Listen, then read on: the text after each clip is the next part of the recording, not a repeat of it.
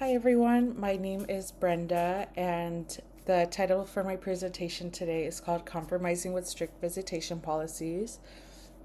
So, the policies that I have chosen to write my paper about is that of strict visitation policies in the inpatient setting or the hospital setting. So, since the start of the COVID-19 pandemic, as we know, a lot of hospitals, again, due to the spread of infection, completely shut down with visitations. No visitors were allowed to come in or out of the hospital, unless people were patients. Otherwise, people were not allowed to come in and out as visitors. Obviously, since then, visitation policies have relaxed, but some remnants of those strict visitation policies have unfortunately remained in hospital settings. Two of the main themes of the that outline these strict visitation policies is that of restricted amount of visitors that can see a patient in a day, as well as limiting the amount of time that these visitors can be at the bedside with the patient. So, um, I wanted to see what the effects of this were on the patients, and in my research, I found a study by Zhu and colleagues back in 2024. They conducted a study in hospitals in China, um, interviewing patients and seeing how they felt with having not being able to see their loved ones and having these strict visitation policies. So, what was very interesting was that 51% of the patients actually reported feeling loneliness. With 42% of the patients also feeling anxiety. So, as we can imagine, during this time of illness and having to land in the hospital, this is certainly a very stressful situation for many people. And so, a lot of the times, family members and visitors in general act as a support system of the patients. And when they are limited in the hospital, they found that it led to loneliness and anxiety. What they also found by interviewing patients and family alike was that the role of visitors was often to provide emotional support. Families, as well, that were interviewed during this study also mentioned that they wanted to be there for their family members, and the main purpose for their visits was emotional support.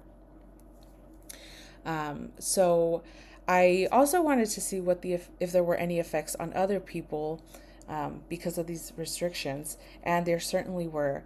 In a study found by a guard and others, back in 2024, they interviewed nurses and what the effects on them were for being the ones that were enforcing these policies. As we know, nurses are often the member of the team that communicates most often with the patient and with family members at the bedside.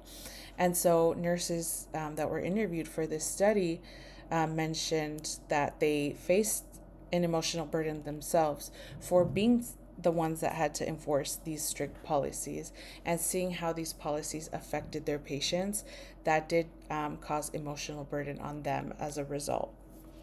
Um, some nurses even also reported facing abuse from patients and families because there was, in certain areas of the hospital, some nurses reported that um, enforcement of the policies was different. Maybe it wasn't as strict, maybe it was stricter.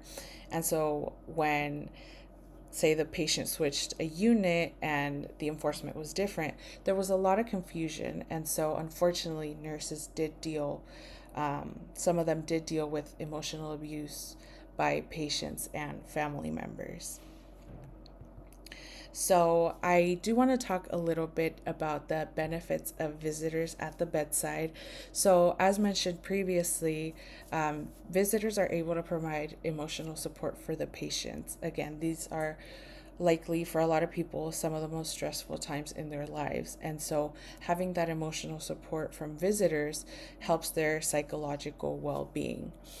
In a study also conducted by family for family members in the ICU, um, Rose de Odons actually conducted a study interviewing family members, specifically during their role in ICU rounds, and she found that family and visitors often benefited in terms that they are able to advocate for their family members, and they are able to provide sometimes critical information about the patients. As we know, in a setting such as in the ICU, patients can be on mechanical ventilation. There's factors like delirium. A good chunk of patients become unreliable historians. And so they found that families often felt that the benefit was that they could relay important health information or information about, excuse me, a patient's baseline status during their ICU stay. In this same study, they also found that family could point out lapses in care or maybe miscommunications between shifts. As we know, nursing is 24 hours, but of course, nurses often only work 12-hour shifts. And so sometimes there can be, unfortunately, lapses in communication, maybe things in care may accidentally be neglected. And so by having a family member at the bedside, they're able to see that and point that out. And that was found in this study. And alongside with that, families and visitors, they're an extra set of eyes. They're part of the healthcare team. And so they often felt, as interviewed in this same study, that they can help advocate for the patient. As well as also by having someone at the bedside at all times, of course, especially in a setting such as in the ICU. Family members in the study also reported that they were able to often be kind of the ears for the information, and then they were able to disperse it with other family members who maybe couldn't be at the bedside. And so I think this really comes to show that having visitors at the bedside and the role of family or other visitors not only helps protect the patient, but it helps in collaboration with nurses to better provide care and make sure patients are really looked out for, not just psychologically, but also for their physiological well-being too. Okay, and so this now leads to how can these policies be changed? So in my research, I found of two ways. So through the implementation of policies that outline I guess you could say, a flexible thought process in terms of being able to grant exceptions for visitors.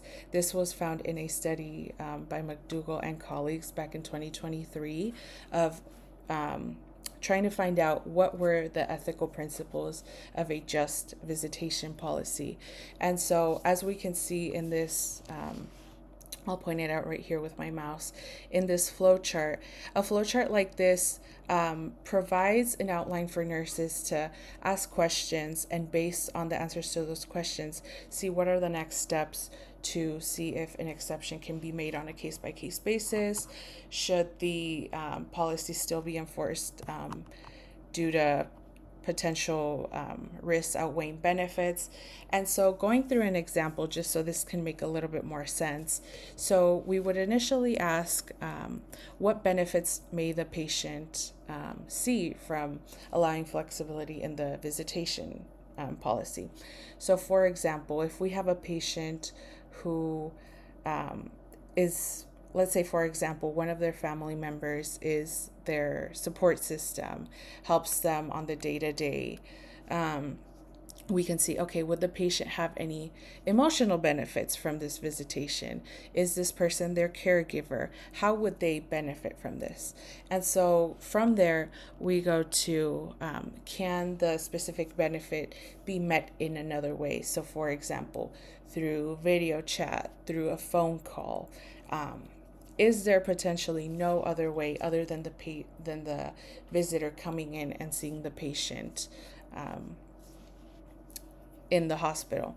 And so then, depending if that answer is yes or no, then we move down to, for example, here, if the answer is yes, then we would find ways to arrange for this extended visitation. If the answer would to be no, we would then find other alternate ways, such as, again, video chats, phone calls, so that the patient can receive these benefits without potentially causing harm to others on the units. Or another solution that I found was that actually statewide legislation that permits caregivers to actually remain at the bedside. Texas, for example, is one of these states. They have what they call an essential caregiver law. And essentially, what this law outlines is that one person or visitor can be named the essential caregiver for a patient, and they can be allowed to remain at the bedside at all times. This right cannot be taken away unless there is an extreme or very specific set of circumstances that would otherwise counteract this, per se. And so this would again go and play by the study in the ICU with family involvement in rounds, because having a family member that has access to the patient at all times, again, points to them being able to act as an advocate, and then being able to notice those lapses in cares if they're there, for example, in between shift changes. And so overall, I think these two solutions, one, allowing policies that have flexibility to follow a flow chart, such as this one, in order to give every patient a fair and ethical consideration for visitor exemptions, as well as potentially even state legislation to ensure that patients always have someone at the bedside that they can rely on for emotional support, for advocacy, and also even as a caregiver at the bedside. And again, this just goes back to helping prevent those psychological negative effects, as well as helping staff ultimately give the best care that they can to the patients. All right, thank you.